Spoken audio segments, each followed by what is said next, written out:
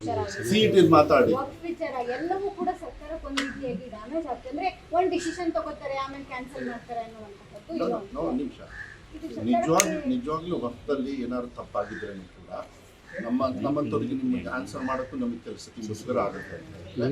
ಸರ್ಕಾರದಲ್ಲಿ ಕಾನೂನು ಇದೆ, ತಕ್ಷಣ ಅದು ತೀಕ್ಷ್ಣವಾಗಿ ಡಿಸಿಷನ್ ತಗೊಂಡು ಅದಕ್ಕೆ ಉತ್ತರ ಕೊಡಬೇಕು. ಸರ್ಕಾರಗಳು ಇರೋದೇ ಅದಕ್ಕೆ. ಅದನ್ನು ನಾನು ಕೂಡ ಹೇಳ್ತಾ ಇದ್ದೀನಿ. ಆಮೇಲೆ ಇಂಥ ಗೊಂದಲಗಳನ್ನು ಸೃಷ್ಟಿ ಮಾಡ್ತಕ್ಕಂಥದ್ದು ವ್ಯವಸ್ಥೆನ ನಿಲ್ಲಿಸಬೇಕು. ಈಗ ನೀವು ಹೇಳಿದ್ರಪ್ಪ ಈಗ ಕನ್ನಡದ ಬಗ್ಗೆ ಇದು ಎಷ್ಟು 7-8 ತಿಂಗಳಿಂದ ಇದು ನಡೀತಾ ಇದೆ ನನ್ನ ಬಗ್ಗೆ. ನೋ ಪ್ರಾಬ್ಲಮ್ ಮಾಡ್ಕೊಳ್ಳಿ. ಆದರೆ ಒಂದು ತಿಳ್ಕೊಳ್ಳಿ, ನಿಮಗೆ ಒಂದು ಹೇಳ್ತೀನಿ, ಹೊರಟ್ಟಿ ಅವರು ಎಜುಕೇಷನ್ ಮಿನಿಸ್ಟರ್ ಆಗಿದೆ, ಇವತ್ತು ಸ್ಪೀಕರ್ ಅವರು ನಿನ್ನೆ ಕರೆದು ಕರೆಕ್ಟಾಗಿ ಮಾಡಿದ್ಯಾ ಮದು. ಯಾಕೆಂದರೆ ಮಕ್ಕಳಿಗೆ ನಾವು ಸರಿಗೆ ದಾರಿಗೆ ತರಲಿಲ್ಲ ಅಂದರೆ ನಾಳೆ ನಿಮಗೆ ತೊಂದರೆ ರೀ.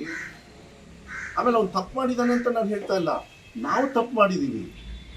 ನಮ್ಮ DDPI ಇರ್ಬೋದು, ನನ್ನ BO ಇರ್ಬೋದು, ನನ್ನ ಹೆಡ್ ಮಾಸ್ಟ್ರು ಮಾಧ್ಯಮದಲ್ಲಿ ನೀವೇನು ತೋರಿಸ್ತೀರಿ, ಎಷ್ಟು ಮಕ್ಕಳಿಗೆ ಪೆನಿಟ್ರೇಟ್ ಆಗಿದೆ ನೀವು ಒಂದು ದಿವಸ ಯೋಚನೆ ಮಾಡಿ ದಯವಿಟ್ಟು.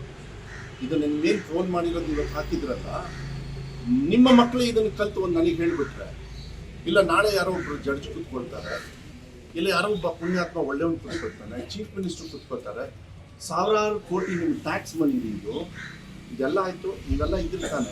ಮಕ್ಕಳು ಎಷ್ಟು ಮುದ್ದಾಗಿ ಏನಂದರು, ಸರ್ ನೀವೇನು ಖರ್ಚು ಮಾಡಿದ್ದೀರಿ ನಮ್ಮ ಹೆಸರಿಗೆ, ನಾವು ಬಡವರು ಸರ್, ನಾವು ಅದಕ್ಕೆ ಒಳ್ಳೆ ರೀತಿಯಲ್ಲಿ ಕೆಲಸ ಮಾಡ್ತೀವಿ, ನಾವು ಕನಸಲ್ಲೂ ಅಂದ್ಕೊಂಡಿರಲಿಲ್ಲ ಇಂಥ ಕಾರ್ಯಕ್ರಮ ನೀವು ಕೊಡ್ತೀವಿ ಅಂತ. ಇದನ್ನು ಟ್ರೋಲ್ ಮಾಡಿದ್ವಿ. ತಲೆಯಲ್ಲಿ ಏನಾದ್ರು ಇದ್ದರೆ ಇದನ್ನು ಟ್ರೋಲ್ ಮಾಡಿದ್ವಿ.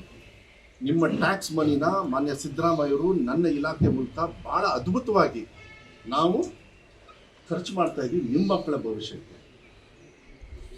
ಅದನ್ನು ಟ್ರೋಲ್ ಮಾಡಿ ನನಗೆ ಬೇಕದು. ಆಮೇಲೆ ಖುಷಿ ಆಗುತ್ತೆ ನನಗೆ. ಆಮೇಲೆ ನನಗೆ ಕನ್ನಡ ಬರಲ್ಲ ಅಂದರೆ ನೀವೇನು ಯಾರು ಹೇಳ್ಕೊಟ್ರೆ ನಾನೇನು ಉದ್ಧಾರ ಆಗಲ್ಲ ತೊಗೊಳ್ಳಿ. ನನಗೆ ಲಿಮಿಟೇಷನ್ನೇ ಇಷ್ಟು, ಬಟ್ ನನ್ನ ಬ್ಲಡ್ಡಲ್ಲಿ ಇರೋದು ಕನ್ನಡ. ನಾವು ಯಾಕಂದರೆ ನಾವು ಚಿಕ್ಕವರು ಇರ್ಬೇಕಾದ್ರೆ ನಮ್ಗೆ ಹೇಳ್ಕೊಟ್ಟಿದ್ದೆ ಇಷ್ಟೇ ರೀ. ಮೋಸ್ಟ್ಲಿ ನಾನು ಬೇಕಾದ್ರೆ ಇಲ್ಲಿ ಕರಿತೀನಿ, ಎಲ್ಲರನ್ನೂ ಕೂತ್ಕೊಂಡು ನಿಮಗೆ ಎಕ್ಸಾಮ್ ಮಾಡ್ತೀವಿ. ನೀವು ಫಸ್ಟ್ ರ್ಯಾಂಕಿಂದ ಹಿಡಿದು 3rd ರ್ಯಾಂಕ್ ಅಂದರೆ 30th ಬರ್ತೀರಿ ನೀವು. ಸೊ 30th ಒಂದು ಕೆಟ್ಟನು ಅಂತೀರಾ ನೋಡಿ. ಇದೆಲ್ಲ ಬಿಟ್ಬಿಡ್ಬೇಕು, ಸಾಕು ಇದೆಲ್ಲ.